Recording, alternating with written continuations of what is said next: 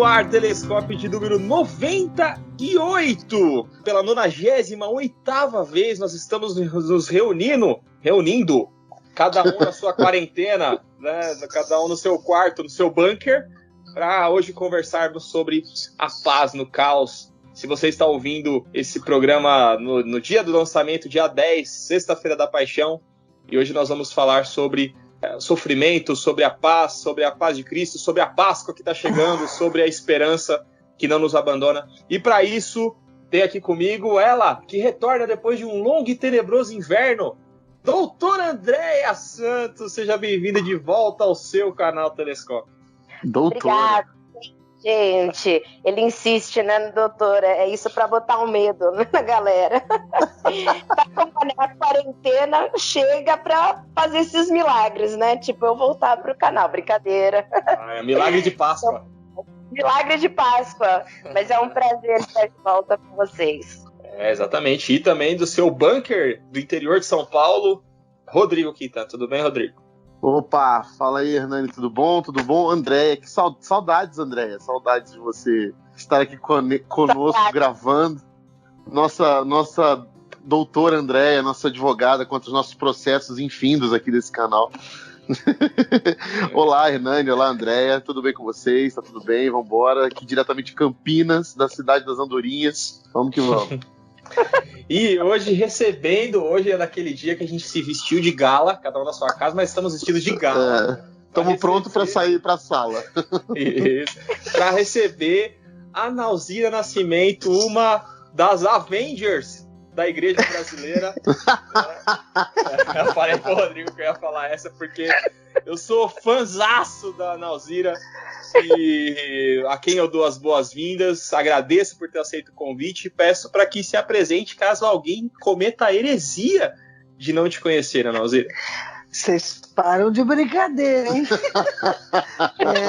Não, é muito legal estar aqui com vocês nesse bate-papo. Eu sou missionária da Junta de Missões Mundiais, sou professora da Faculdade Teológica Batista de São Paulo e curto a moçada, a galera, a rapaziada. Gosto muito de trabalhar com os jovens. Estou aí na parada.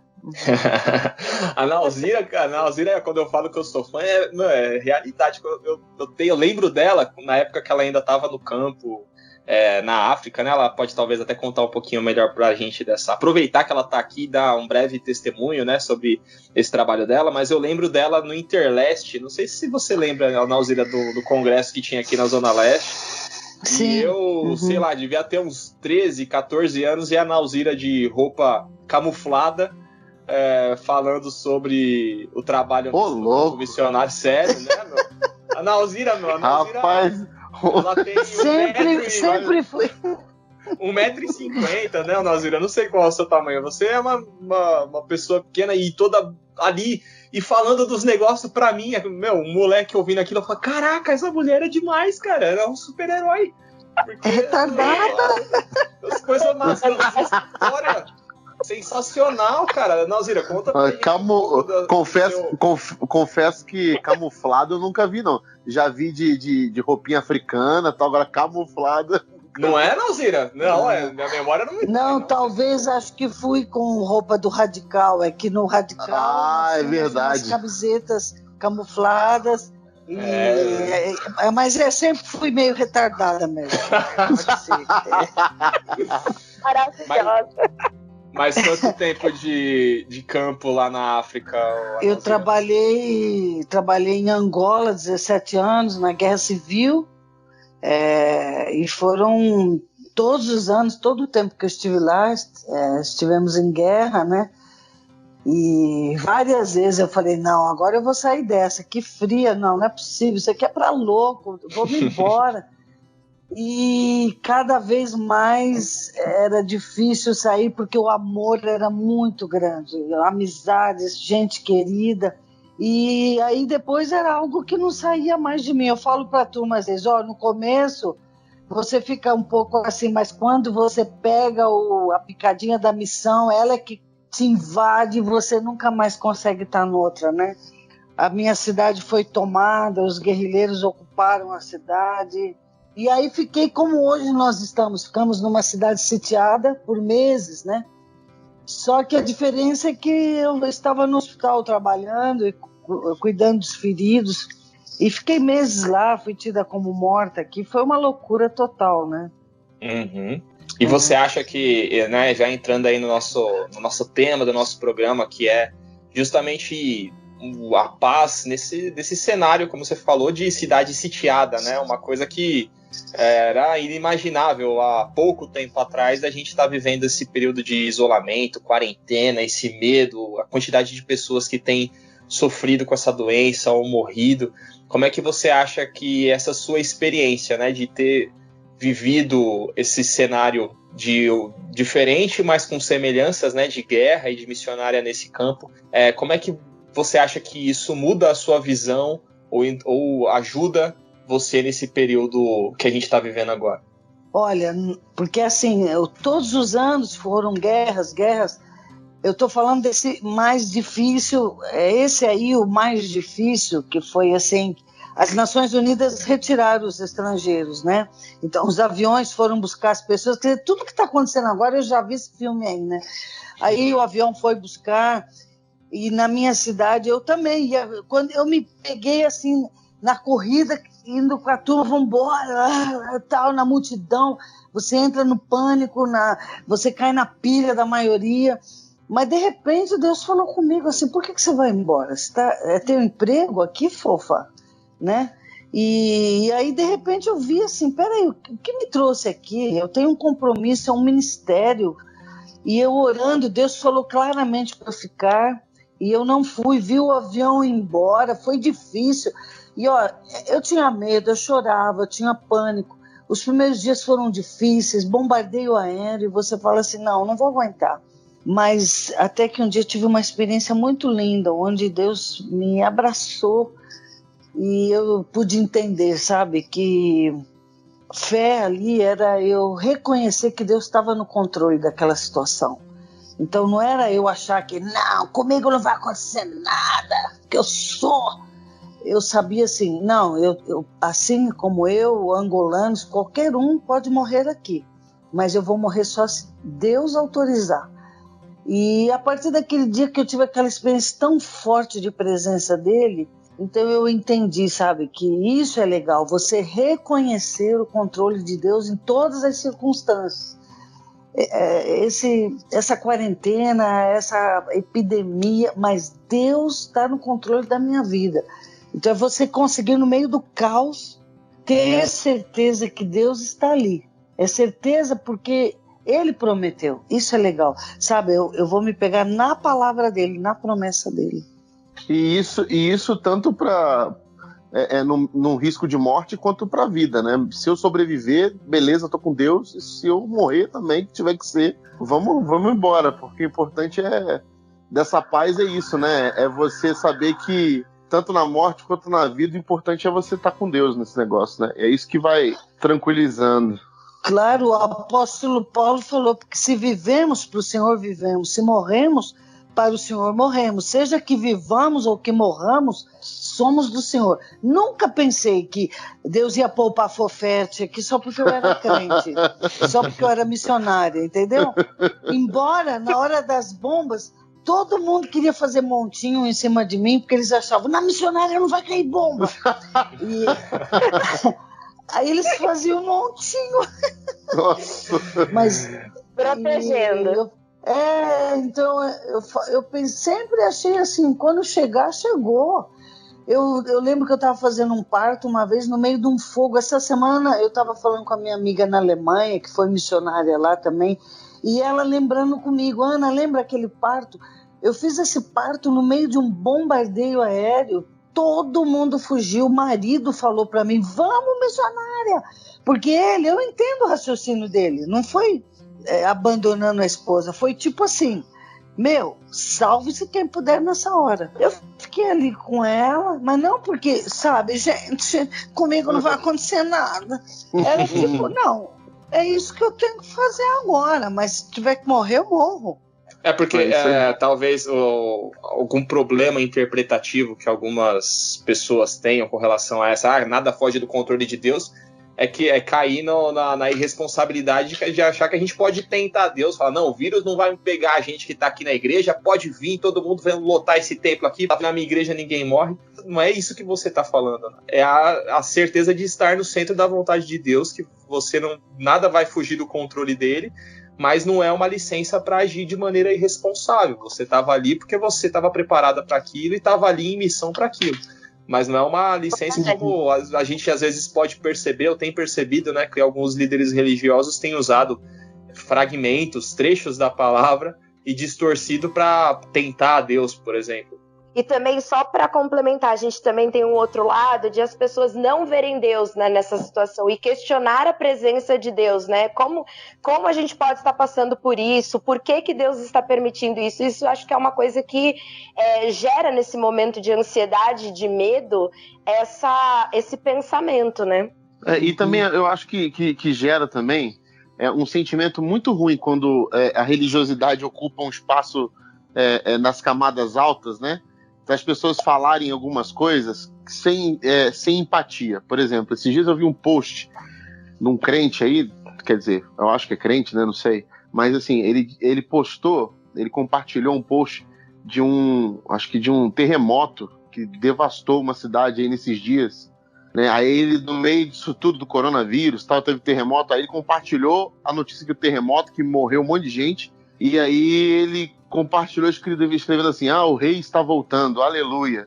E aí eu fico pensando assim, cara, falta um pouco de empatia nessa postagem, né, cara? As pessoas precisam entender um pouco que quando você posta um negócio desse, cara, você aparenta mostrar que você está feliz com esse genocídio que está acontecendo, as tragédias, as mortes, entendeu? E você dá muito menos testemunho, né? Parece que, tipo assim, olha o crente lá falando que Jesus está voltando, então Jesus está voltando quer dizer que é morte de todo mundo, é isso. Então, assim, as pessoas a gente tem que tomar muito cuidado com essas falas nossas, né? Me lembrou até o filme lá, o Parasita, quando a rica fala que a chuva foi uma bênção na frente do pobre que tinha perdido sua casa na enchente, né? Então, assim, às vezes isso não gera empatia na gente, né? Eu acho que não é nem questão de empatia, é questão de inteligência mesmo. É um cara que eu acho que ultrapassa a empatia. Porque também vai ter, além dessa, né? A galera que fala, não, Deus tá pesando a mão, porque a humanidade, os chineses fazem não sei o que lá, e Deus pesou a mão, não sei o que lá. E entrar nessa visão tão errada, né? Tão mesquinha. Aquela situação de Paulo lá, lembram? O navio naufragou e Paulo falou, olha, ninguém vai perder a vida. Dando testemunho assim, Deus está aqui conosco, mas vai ter sim uma catástrofe. Então nem sempre Deus nos livra de tudo, nem sempre. Sim.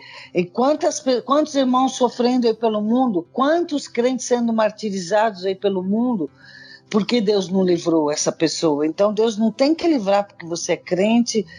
E aliás nós temos um papel muito importante isso é uma responsabilidade de orientar o povo, enfim, não é questão só de falar quer dizer que só vamos ouvir a ciência. A gente confia em Deus, eu creio em Deus, creio em milagre, creio no poder de Deus, mas nós temos sim que ouvir a ciência, porque Deus dá inteligência para a ciência, Deus usa a ciência. Sim, mas eu acho que talvez eu gostaria de ouvir você falar um pouco sobre a abordagem que a Déia trouxe, tanto pelo seu conhecimento, como pelas experiências que você passou em campo missionário com relação a essa de, no meio da guerra e agora no meio da realidade que a gente está vivendo, como enxergar Deus, porque também você falou, teve hora que você teve medo, que você teve incerteza, que você teve choro, depressão, não sei, e como ressignificar ou tomar consciência de novo da presença de Deus e se relacionar com Ele mesmo no meio de uma situação em que tudo parece improvável de dar certo. Então, mesmo em toda aquela situação, com toda a dor, com tudo que aconteceu, porque Paulo fala na carta aos Coríntios, né? Paulo diz assim, nós não desanimamos, embora exteriormente estejamos a desgastar-nos, interiormente estamos sendo renovados dia após dia. Assim nós fixamos os olhos não naquilo que se vê, mas no que não se vê, pois o que se vê é transitório, o que não se vê é eterno. não é? Então, não é sempre a gente depender de circunstância. O pastor Hélio costuma dizer que a alegria verdadeira é você estar com o seu mundo interior em ordem, apesar do caos externo. Então, para estar bem, em paz, eu não tenho que estar num lugar que está tudo legal, não é? Eu acho que eu posso estar numa situação de caos, numa situação de se perder controle de tudo, mas eu saber que Deus está ali comigo, não é? Eu confiar, crer que Ele é soberano e que Ele tem o controle de todas as coisas. Mas qual era a outra que você falou também? Eu me perdi. Não, de como se recentrar nos momentos em que a gente mesmo, porque o que você está falando é a nossa fé, a gente crê nisso, mas todo mundo passa em alguns momentos de desespero, de parecer que você perdeu a fé literalmente, ou de que tudo isso que você acredita que Deus te abandonou lá, sei lá, no meio da guerra, e fala, pô, Deus, tô aqui fazendo tudo certo, a gente tá fazendo tudo certo e mesmo assim tá morrendo as pessoas, mesmo assim tá acontecendo. Como é que a gente faz, quais são os passos para que a gente consiga recobrar, né, a consciência e reestabelecer essa fé e a consciência de que Deus não nos abandonou mesmo? Porque acho que Ele nunca prometeu também esse tipo de paz, de situações tranquilas e que nós temos o controle de tudo. Ele disse que no mundo teríamos aflições, não é? Tem de bom ânimo, eu venci o mundo. Jesus não prometeu esse evangelho de eu decreto, isso tem que ser assim, eu declaro que o vírus não entra. O evangelho de Jesus não... O evangelho dele é: no mundo tereis aflições, né? Tem de bom ânimo, eu venci o mundo. E eu acho que toda a mensagem da palavra de Deus em meio ao turbilhão, eu consegui ver Deus em tudo aquilo ali. Por exemplo, um testemunho que sempre eu conto, já falei isso para os jovens em alguns congressos, que o meu verbo favorito na guerra, os verbos que eu mais usava era: Senhor me salva, Senhor me ajuda, Senhor socorro, Senhor me guarda, Senhor. Era só verbos, todos os pedidos de ajuda, de guardar, de proteger, de blindar, de não sei o quê. Até o dia que foi inclusive nesse dia aí que eu falei para vocês no início, né? Ele me ajudou a ressignificar Mateus 28, quando ele disse assim, as últimas palavras dele. E você imagina os discípulos como estavam na hora que ele está indo embora? Como assim? Você vai embora, e agora? Como que nós vamos ficar aqui? E ele fez eles lembrarem: não deixarei vocês sozinhos, vocês não vão ficar órfãos. E aí as últimas palavras dele são duas coisas importantíssimas: e de fazer discípulos, e depois ele fala: e eis que estarei contigo todos os dias até a consumação dos séculos. Então foi isso aí nesse dia que entrou em mim como se fosse sabe assim, Deus me dando para de pitir, Ana Alzira. Foi incrível, foi tão gostoso poder saber assim, Ele está aqui comigo no meio dessa bagunça toda. E isso é o que me importa. Então eu pude, e acho que isso é bacana, na dor, no vale da sombra da morte. Não é você pedir para Ele tirar você do vale, não é para você pedir para Ele tirar aquela dor, mas Senhor, me dá a tua mão e eu sei que o Senhor está comigo passando por esse vale. Foi o que senti ali, no meio das bombas, no meio de tudo. Eis que estou convosco todos os dias até a consumação dos séculos. Aí não pedi mais, me guarda, me livra, me salva, blá, blá, blá. A partir dali eu ficava só assim: Senhor, tu estás aqui, o Senhor está aqui comigo. Eu vejo muito esses vales da sombra da morte que Deus faz a gente passar como pedagógico, altamente pedagógico, né? A gente aprende muita coisa, e eu acho que é devido a essa vontade de que no sofrimento a gente aprenda a andar com Deus, né? E quando a gente anda com Deus, a gente aprende muita coisa. Você vê que Jó foi a mesma coisa. Jó passou por todo aquele sofrimento e no final a palavra dele foi: eu já entendi tudo.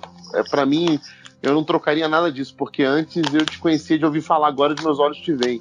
Então, essa pedagogia que há no sofrimento, no meio do caos, eu acho que nos traz a paz de que estamos aprendendo, estamos andando com Deus. Então, seja para sobreviver ou para morrer, o mais importante é que eu estou andando com Ele, a minha relação com Ele tem aumentado e eu tenho aprendido muito com Ele. Então, eu acho que vai forjando o nosso caráter, né? Eu tenho certeza que você, Ana, chegou de um jeito lá e voltou completamente diferente, né?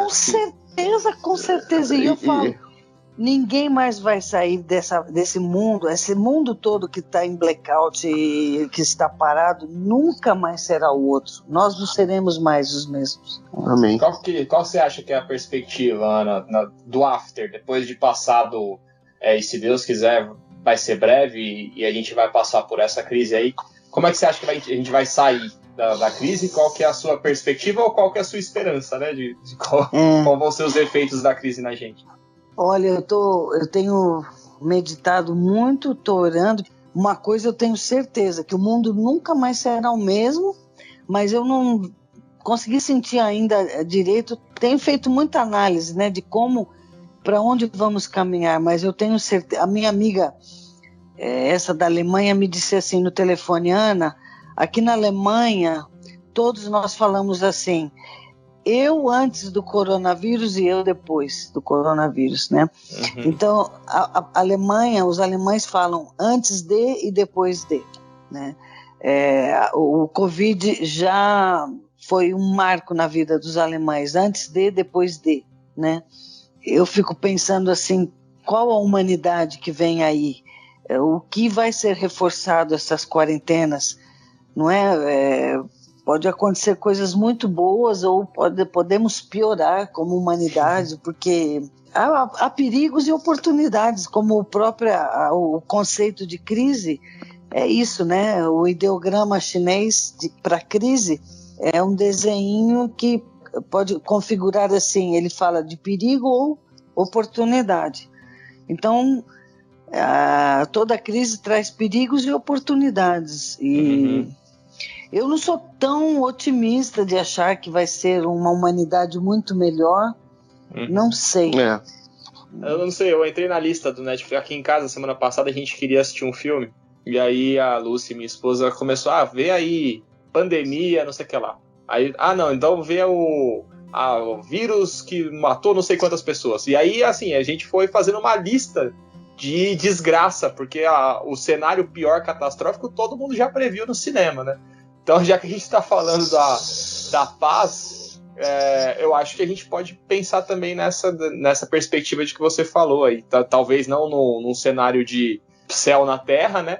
Mas de que talvez toda essa dificuldade gera em nós. E eu tenho visto, mesmo que de forma incipiente ainda, algumas iniciativas ou alguns posicionamentos que antes eram bastante agressivos, sendo mais aliviados pela ideia de que as coisas não eram exatamente da forma como as pessoas pensavam, né? Como o Rodrigo falou, o sofrimento talvez nos revele que toda aquela arrogância com que a gente lidava com as situações não é exatamente isso. Sabe, isso eu tenho certeza, porque lá eu pude contemplar uma das lições de sofrimento foi essa. Eu vivia num país marxista-leninista, era uma liderança muito verticalizada, era um regime bem totalitário, e eu vivi momentos assim onde fui muito hostilizada, tal, e só não fui mais porque eu era da saúde, todos me chamavam de doutora na cidade, me respeitavam muito, mas ali depois, e havia muita arrogância, né? E ali depois com aqueles combates, quando os guerrilheiros tomam a cidade, de repente eu tinha todos aqueles militares, grandes patentes nas minhas mãos ali na cama, inúteis, inutilizados, muito feridos, e muitos me olhando, tipo assim, você sabe quem eu sou, e ele sabe que eu poderia acabar com a vida dele, porque o guerrilheiro vivia lá dentro com os fuzis e muitas vezes me punha na parede, quem é militar aqui? Quem que é militar? E muitas vezes eu não sei, mas eu sabia quem era militar.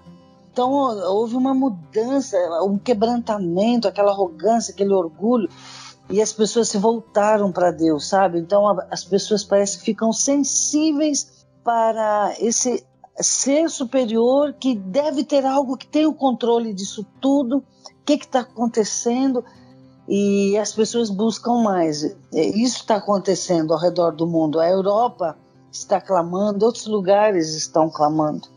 Também essa questão de isolamento social, as pessoas acabam ficando mais sensíveis porque elas também acabam tendo que se voltar mais para si, para suas famílias. Isso. Essa questão de isolamento traz isso, né? A gente vive num mundo, quer dizer, pré-corona, né? É muito insano, assim, que a gente o tempo todo, nós temos gatilhos e coisas o tempo todo que nem nos permite rever nossos sonhos, rever quem nós somos, qual é o nosso propósito de vida. Isso, em muito tempo atrás, era o que é isso, ver propósito, sabe? Não tem o propósito que a gente é direcionado é ganhar dinheiro. Esse era o propósito que a gente foi ensinado. E a gente acaba tendo esse momento para perceber a importância do outro. Como essa questão de isolamento nos aproxima do outro, de pensar, poxa, de a gente se moldar, rever os nossos comportamentos, o que a gente acredita, enfim, e também olhar para o outro de uma forma diferente, né? Esse isolamento nos coloca, assim, meio que forçado, né? Totalmente forçado a estar conosco mesmo e a olhar para toda a situação de uma forma diferente. Que é um paradoxo, né? Que o isolamento está nos unindo, né? Mas olha, a Andréia falou uma coisa que eu acho uma sacada muito legal, Andréia, porque eu penso assim, que quando eu olho mais para mim e me volto para mim, eu entendo mais o outro, sabe? Eu tenho uma mensagem que eu falo sobre isso, falei na igreja do Rodrigo, né, Rodrigo? Eu falei, Foi. Ama o teu próximo como a ti mesmo, porque o próximo é você. Então, ama o teu próximo como a ti mesmo, porque o outro é você. E Jesus falou isso. Ama o teu próximo como a ti mesmo. Então, quanto mais eu volto para mim e me conheço e ressignifico minha vida, mais eu vou ficar sensível para o outro. Eu estou com muitas ideias com tudo isso aí, sabe? Essa situação nos faz olhar mais a alteridade, sabe? Respeitar mais a alteridade, né? Esse isolamento e essa crise, ela também gera um efeito rebote, que é você começar a olhar o outro como um concorrente para sobreviver. Então, tipo assim, se você tem uma vida que é uma sobrevida, você começa a disputar com o outro. Então, assim, eu tento salvar os meus, aqueles que estão sobre a minha guarda, a minha casa, mas o outro é que se dane. Se ele não conseguir o álcool em gel que eu consegui, o problema é dele, a gente vai brigar por papel higiênico, a gente vai se matar no mercado, dane-se o outro. Então vai também botar a flor da pele o nosso instinto mais animalesco de sobrevivência, né? De salvar a prole, salvar a sua casa em detrimento ao outro. Então, assim, ao mesmo tempo que faz você olhar para dentro, faz você olhar para o medo, né? Encarar o medo e o medo tomar conta do teu coração e você virar um bicho, né? Um bicho que quer sobreviver. E bota a flor da pele esse ser animalesco, né? Que a gente tem quando é acuado, quando está sob ameaça. Então, acaba que é aquele negócio que a Nauzira falou. A crise gera realmente ambiguidades, né? E gera situações antagônicas. Ou também o resultado, né, dessas situações que todo mundo tem observado, né? De gente fazendo estoque de papel higiênico em casa ou de comprando. Eu confesso que eu entendi o porquê do papel higiênico. Porque eu também não. Já tá ficando em casa, né, irmão? Tem outros métodos, né? Casa, usa o chuveiro. Mas enfim. Mas é porque essa possibilidade revela quem é o nosso Deus mesmo, né? No caso, o ego, né? Esse instinto de preservação e do dane-se o outro é justamente fruto da falta de espaço que a gente dá para a ação de Deus em nós, e a gente como igreja tem que ser o contraponto dessa situação caótica, né? A gente como igreja tem que ser os que olham um para o outro, para o próximo, como a falou. O próprio fato de você falar e muitos usarem o argumento de que a gente tem que voltar a trabalhar porque o vírus só é letal para a classe, para a faixa etária mais velha, já é algo muito esquisito de se ouvir, né? Já é algo que fere a gente. Tipo assim, peraí, você tá querendo dizer o que com isso, né? Que a gente tem que dane-se os velhinhos, é isso? Que se pegar, já foi tarde, é isso? Então, assim, vai morrer o quanto que tiver que morrer. Né? Teve um vídeo circulando aí esses dias que era sobre uma campanha de acidente de trânsito na Austrália. Eles até usaram esse vídeo como um exemplo. Né? Quantas vidas precisam, né? Custam para que a gente retome a economia? Quantas vidas são o mínimo necessário perder para poder... E aí o vídeo até fala que não, nenhuma vida tem que ser perdida, a gente tem que preservar. Só que existe essa falta de empatia mesmo, das pessoas não perceberem que a gente está falando de vida, de gente, né? Que pode ser seu pai, pode ser seu avô, pode ser sua avó, né? Uhum. E outra coisa, né? Não sei se vocês estão reparando, mas assim, no Brasil tem uma galera assim, de faixa etária mais baixa morrendo. Então, não, aqui em São Paulo tá morrendo muito jovem. Exato. Então, assim, não é uma coisa assim, tipo... Não, isso aí... Não é uma gripezinha. De 26 anos que faleceu semana passada. Não, isso aí foge do bom senso, né? Mas, Ana Alzira, pensando nessa questão aí do que o Rodrigo falou e do meu comentário, de que a gente tem que ser um contraponto, qual que você acha que é o papel que a igreja deve assumir nesses cenários como o que a gente está vivendo agora? Bom, na guerra, por exemplo, eu vou dizer a experiência da guerra e o que eu acho aqui. Na guerra, nós podíamos ter dito assim, bem feito, porque o guerrilheiro tomou a cidade e os comunistas perderam, né? Aí a igreja podia dizer, bem feito, viu, comunistas, vocês nos hostilizaram, não sei o que e tal. Então, aquele momento de dor e de pânico, a cidade toda sofrendo, ninguém não tinha clima para dizer bem feito ou isso ou aquilo. E não existia mais quem é marxista, quem é guerrilheiro, quem é não sei o quê. Existia ali vidas. Olha, em momentos que os dois lados estavam no poder, eu convivi muito com um, depois quando o outro tomou, nas duas possibilidades ajudei. Não vou dizer ajudar a esconder, eu não posso falar isso em público aqui, porque, aliás, tem coisas que eu falo sempre, que eu não escrevi meu livro de missões ainda, porque tem muita coisa que ainda não dá para falar, né? E talvez a hora que eu tiver com a bengalinha, eu falo mesmo, porque aí quem quiser pode me processar, porque aí já estou morrendo mesmo. Mas... Eu volto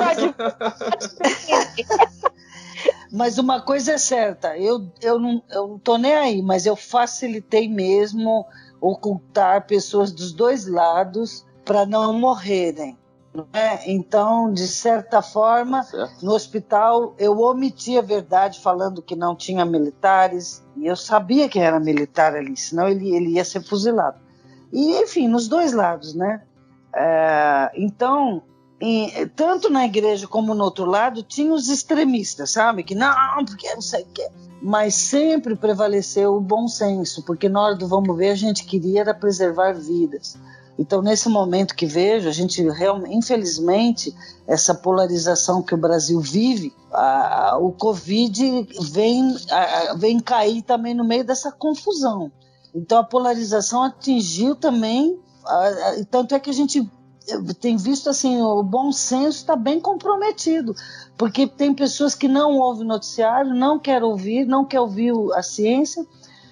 Enfim, então eu vejo extremismos dos dois lados, quando o papel da igreja deveria ser assim, amar, solidarizar. Eu acho que a igreja tem que ser solidária, não é?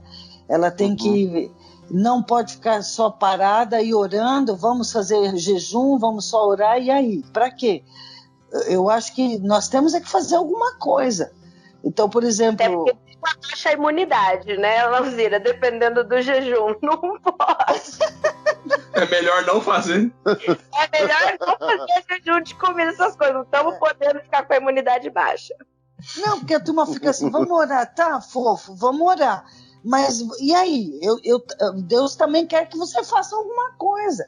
Então, a igreja pode ter ações de misericórdia, ações de apoio social. A igreja, eu vejo a turma da Missão Sena, Missão Sal, o pessoal do Novos Sonhos, o Gabriel, o dono do Hollyburger, está lá no meio da Cracolândia. Hoje o vídeo dele lá falando, aí galera, estamos aqui distribuindo 1000 marmitex. O cara é um malucão de Deus, e ele é um empresário. Então, quanta gente bacana fazendo coisas. Não estou dizendo para você ir para a rua se arriscar. Que eu, por exemplo, eu não sou kamikaze. Meu tempo kamikaze passou. Agora, eu obedeço e fico em casa. Porque eu sou uma pessoa. Que é um jeito de ajudar, né? O meu jeito de ajudar o meu país é sendo menos um para ir lotar o hospital. Porque eu posso cair, não, porque Deus não sei o quê, e depois eu vou ser mais um para encher o hospital. Né? A Itália e a Espanha não é diferente daqui, não. O Brasil, esse vírus, não há nenhuma prova que nós estamos isentos dos perigos desse vírus. Então, o problema lá foi que ninguém levou a sério. Demorou para fazer quarentena. Aí aqui a gente fez, enfim, mas eu não quero também fortalecer polarizações. O que acho só é que a igreja tem que fazer algo. Quem tem a idade de risco fica em casa, que é a forma de você ajudar, mas mesmo em casa eu ajudo. Eu oro, eu ligo para as pessoas, eu conforto, eu mando esperança, eu faço vídeo e à distância faço transferência em banco, ajudo, mando oferta. E dividir meu dinheiro. Não adianta você ficar aí, meu irmão, vamos orar. E tua conta bancária lá tá cheia de gente com conta bancária boa e teus irmãos estão passando fome. Então eu acho que isso é ser igreja nessa hora também. Ajudar. Por exemplo, eu não sou rica, mas eu me articulo para conseguir cesta básica, distribuir. Então há muita coisa que as pessoas podem fazer e a igreja pode ser solidária, ela pode aproveitar esse momento para evangelizar. As pessoas estão querendo sim ouvir, enfim, dá muita oportunidade para falar do amor de Deus, para fazer tanta coisa. Gerar conteúdo, né? Gerar também pastorais para poder ajudar. É uma função também que parece que é muito abstrata, mas nós temos esse momento de falta de esperança, de medo, de ansiedade. Ajuda muito. A gente tem tido várias experiências aqui, os pastores aqui da PIB de Campinas, a gente tem tido uma responsabilidade de todo dia ligar pelo menos para 5 pessoas, para perguntar como tá, para conversar, bater papo. Tá vendo? Tá sendo bem legal, uma experiência bem legal para... Rodrigo, isso é demais, cara. Então, pra gente está sendo muito legal, sabe? Uma experiência legal. Outra coisa que eu vi fazendo é a igreja se disponibilizando como um ponto de referência para recolhimento de cesta básica, para redistribuição, de doação de alimentos. Ótimo, cedendo estacionamento para fazer posto de vacinação drive-thru, para a campanha da gripe, para testes de coronavírus. Tem tanta coisa, tantas possibilidades que a igreja pode se colocar sem se polarizar, sabe? Mas aquilo que você falou, Ana, que eu acho fantástico, nós estamos a favor da vida. Não estamos a favor de lado A, lado B. Nós estamos a favor da vida. Então, a vida precisa ser preservada. E a igreja é um agente de preservação da vida. Não, a igreja não pode perder a oportunidade, sabe? Lá nós aproveitamos, eu brinco até e falo assim, nós fomos oportunistas no bom sentido. Sabe, todas as instituições foram destruídas, toda a comunicação, rádio, TV, tudo foi destruído, telefonia, tudo. E os órgãos do governo não tinha mais nada, o povo não tinha nada, não tinha uma referência. A única instituição que ficou na cidade com o povo foi a igreja, não é? E o povo dizia que a igreja era um celeiro de esperança, era uma ilha de esperança, né? E era a única coisa que eles podiam contar. O meu trabalho de mestrado, até trabalhei isso, é uma dissertação pela Universidade Metodista que chama Crise e Esperança, a praxis pastoral da Igreja Batista na Guerra de Angola, que eu trabalhei na minha dissertação o que é ser igreja na crise, o que é ser igreja na calamidade, o que é ser igreja no caos, né? E aí nós ficamos com o povo. A igreja virou um bunker, virou tudo ali. Ali era hospital, ali era tudo que vocês imaginarem, não é? Eu vou disponibilizar, se você me autoriza, Ana, a disponibilizar a sua dissertação aqui no link do post. Então, quem quiser ler a dissertação da Ana aí que ela falou.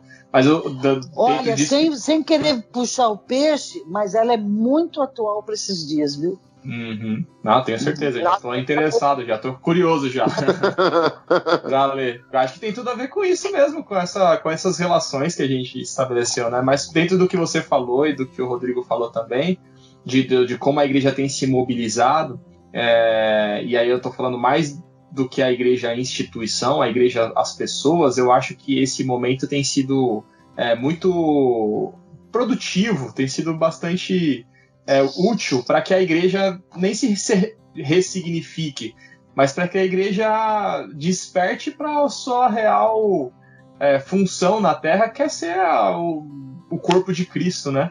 Que é fazer a ação da presença de Cristo na Terra, e não ficar se reunindo dominicalmente, bater cartão no culto e tudo mais. É cuidar das pessoas, preservar a vida, estar disponível, se mobilizar a comunidade, fazer com que as pessoas se sintam parte da comunidade e ser útil, né? Ser ponto de referência, como você falou. Quando tudo foi embora, sobrou a igreja, e as pessoas tinham a igreja como referência. Eu acho que esse momento que a gente tem vivido, tem observado nas igrejas e nos ministérios, tirando, obviamente, né, e aí o pessoal que ouve é bastante diverso, vai lembrar dos péssimos exemplos que alguns líderes religiosos têm dado, mas lembro a galera de que isso é a minoria. Talvez sejam os que ocupam o lugar de mídia, mas que a igreja é essa que a Nauzira citou aí, que está indo para o resgate das pessoas. A igreja, a gente está reaprendendo a ser igreja, eu acho que é isso. A gente está reaprendendo a ser igreja de verdade, porque a gente está muito acostumado a visualizar a igreja como aquele lugar, aquele CEP, aquele endereço onde a gente se reúne. E a igreja não é isso, entendeu? Eu vou falar uma coisa mais pessoal, porque a Nauzira, alguns sabem que a Nauzira foi minha mentora e é uma mãe para mim nesse aspecto. E eu sei, dia 30 de março foi aniversário dela. Eu sei, Ana, que você também não gosta que fique falando isso pro Deus e o mundo. Tá? E você só falou pra internet. Relaxa. E você mas já, poxa, poderia ter feito algo personalizado no começo. Pois é. Mas eu vou dizer, dia 30 de março foi o aniversário da Ana. E Parabéns. Eu sei que uma coisa que deixa mais ela feliz, porque assim, se você tentar dar presente pra Ana, ela vai jogar na sua cabeça, dizer que ela quer outro tipo de presente. Então, assim, acho que o presente maior para ela é ver que a gente entendeu a missão. Então, por exemplo, eu li num post dela nessa semana do aniversário dela, o quanto ela ficou feliz de ter recebido uma mensagem, um e-mail de uma amiga dela que cuidou de feridos em 93 em Uambo. Tá lembrado disso, né, Ana? Sim. E você passou o 30 de março de 93 no seu aniversário cuidando dos feridos, né, lá, né? E eu acho que isso que é você ressignificar a sua vida, é você entender que, assim, cara, a minha vida é esse negócio, entendeu? Se eu puder estar fazendo isso, eu não tenho presente maior pra minha vida do que estar me entregando nisso. Então, talvez um momento de crise gere em nós esse senso de propósito, esse senso de entregar minha vida por completo, e maior presente não vai ter do que eu estar dedicando os anos da minha vida a fazer o que Deus está fazendo no mundo, a participar do que Deus está fazendo no mundo. Amém. A Ana falava aí, uma das frases que o eu adolescente cravou no coração e na mente, é a Ana falando que pedindo para Deus não deixá-la de fora das coisas que ele tem feito no mundo, né?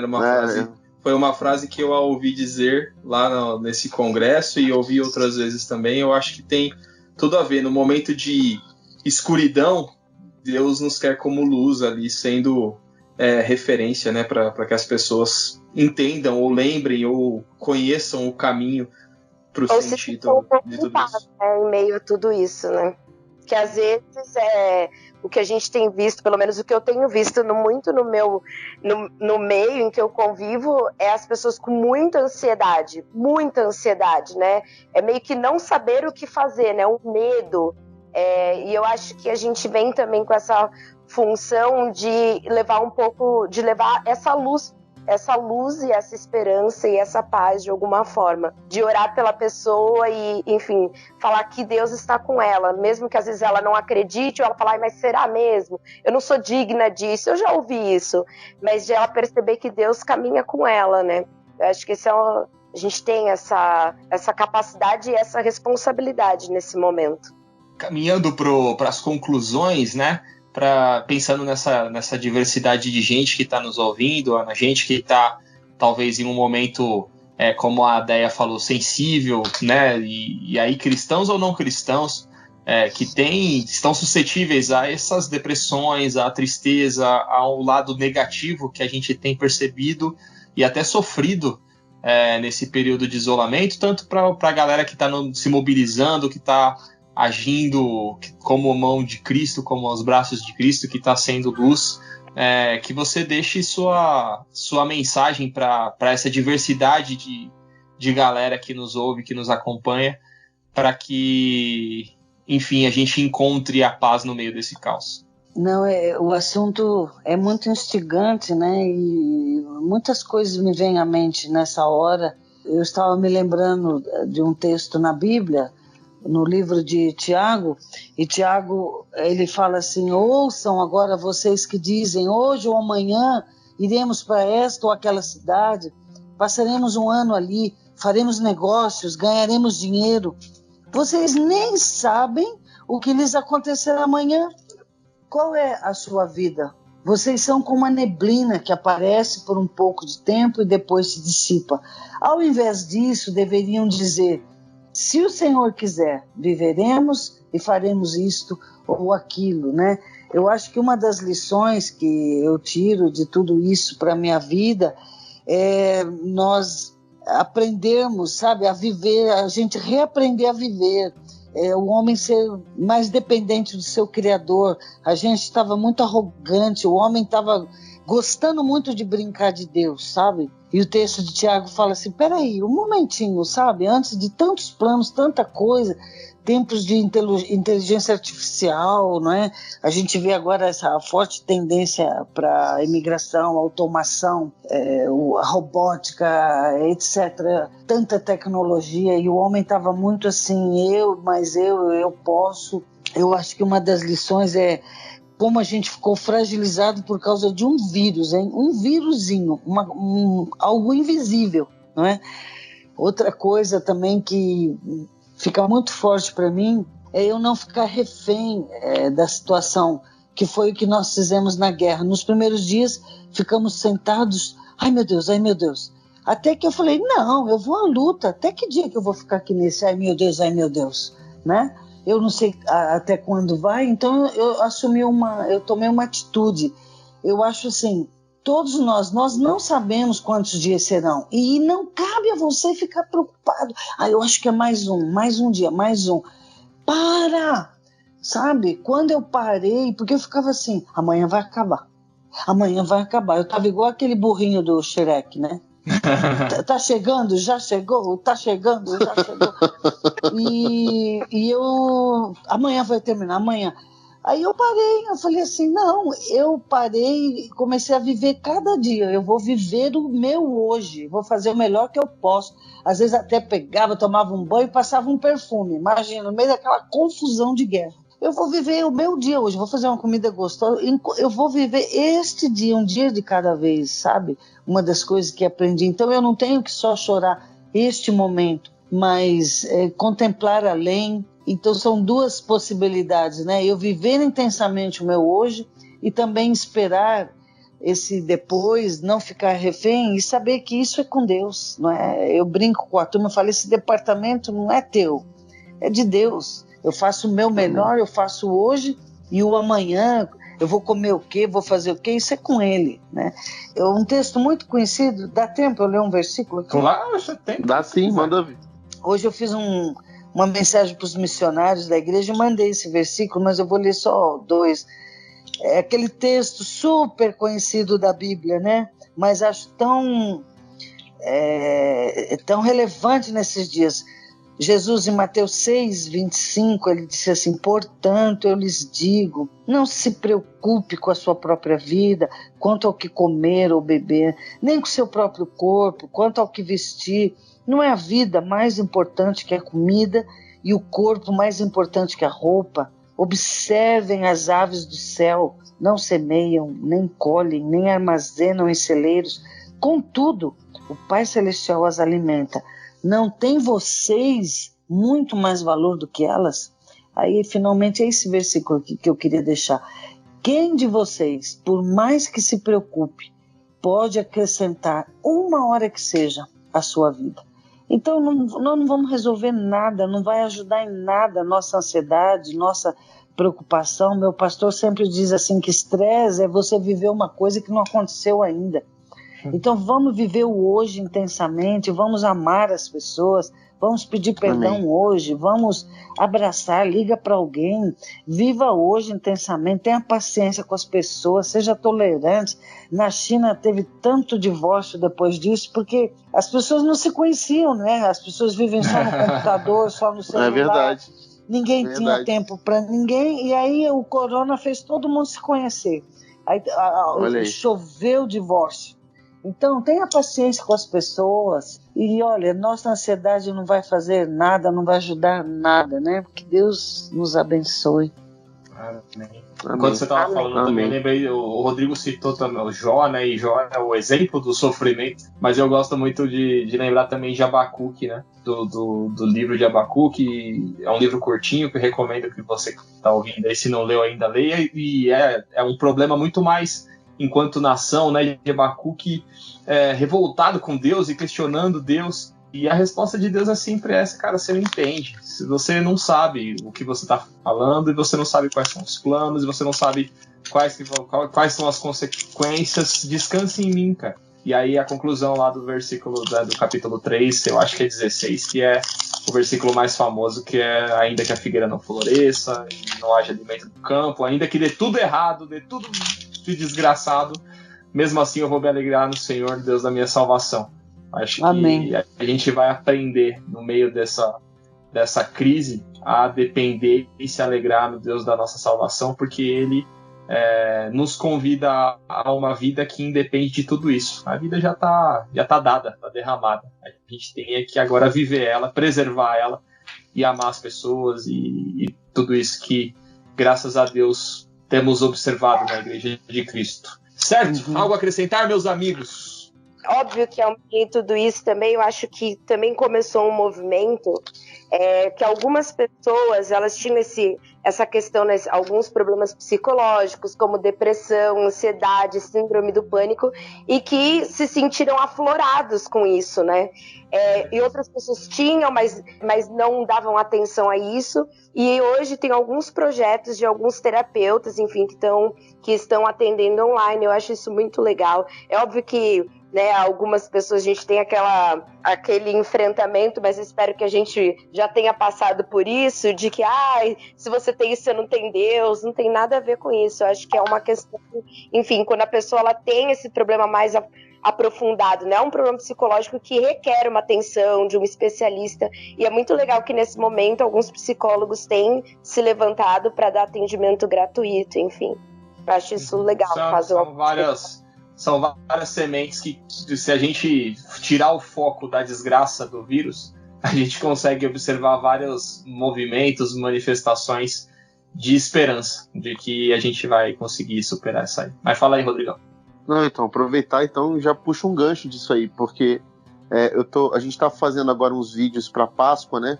Porque isso vai ser... A igreja está se reinventando, né? Sobre tudo que estamos vivendo. E a gente está fazendo umas mensagens para Páscoa, né? E uma das mensagens que eu vou passar na Páscoa é justamente essa aí, pegando o gancho.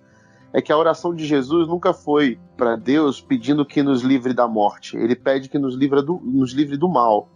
E isso é uma diferença muito crucial. Pegando já o que a gente falou, a morte para os discípulos de Jesus, ela é inimigo vencido por causa da sua ressurreição.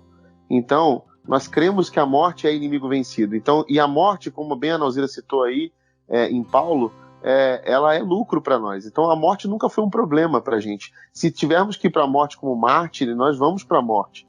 O problema é como você vai morrer. Tá aí entra a palavra de Jesus, livre-os do mal, né? Então a maldade é o problema, porque quando a maldade afeta o nosso coração, nós nos tornamos malvados. E quando nos tornamos malvados, aí sim nós ferimos aquilo que por essência Jesus nos chamou para ser. Agentes promotores de vida e não de morte. Então, quando você promove morte, é porque a maldade te alcançou, infectou teu coração, te contaminou e te fez um malvado que replica e multiplica a morte. E isso é muito mais sério do que você ser contaminado por qualquer outra doença. Então, lave suas mãos e lave seu coração. Peça para Deus a oração de Jesus. Livra-nos do mal, para que o mal não chegue no nosso coração, não infecte o nosso coração e nos faça malvados, nos faça seres promotores de morte, não de vida.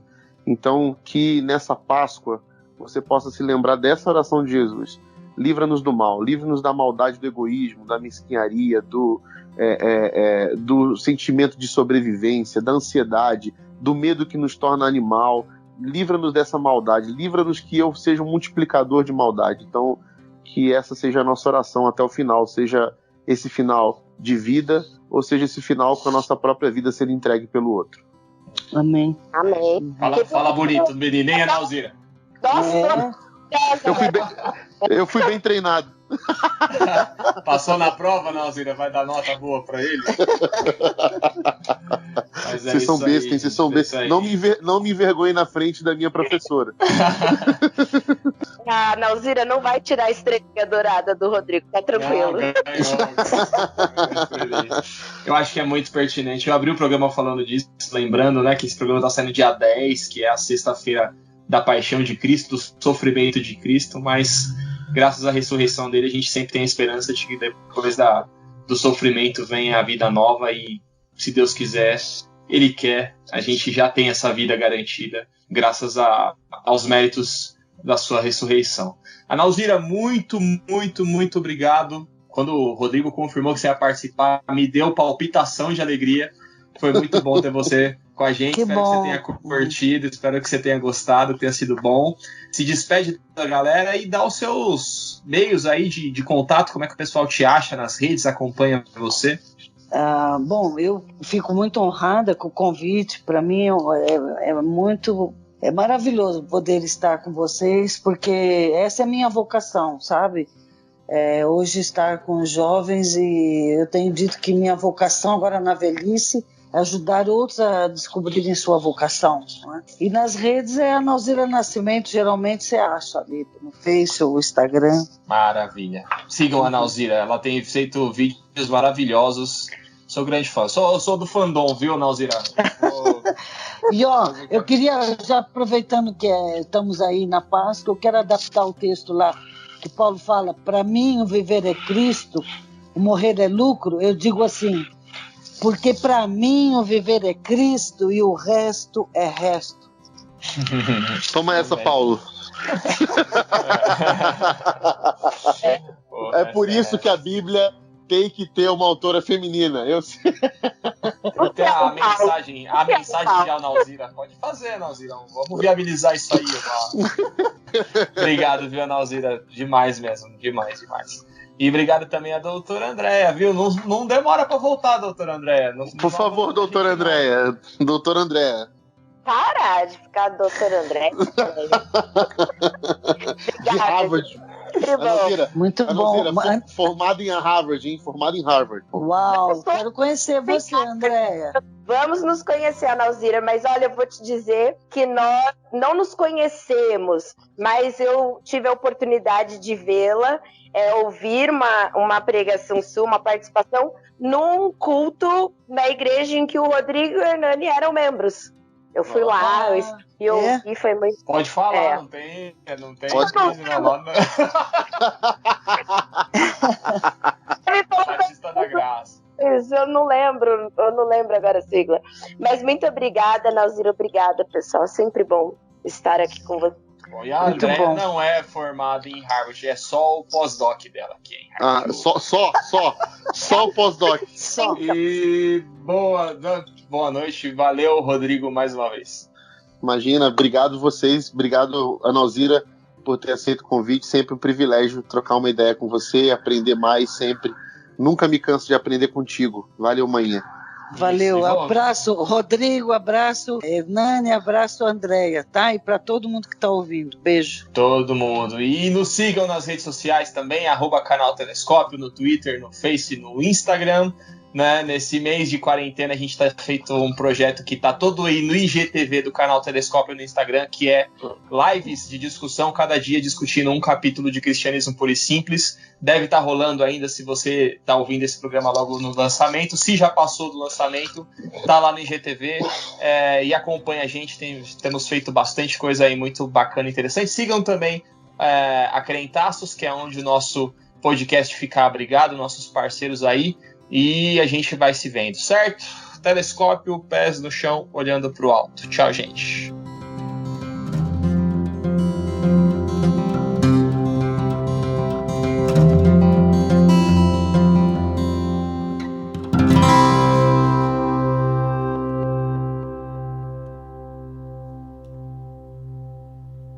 Mamãe! É Deus, mamãe!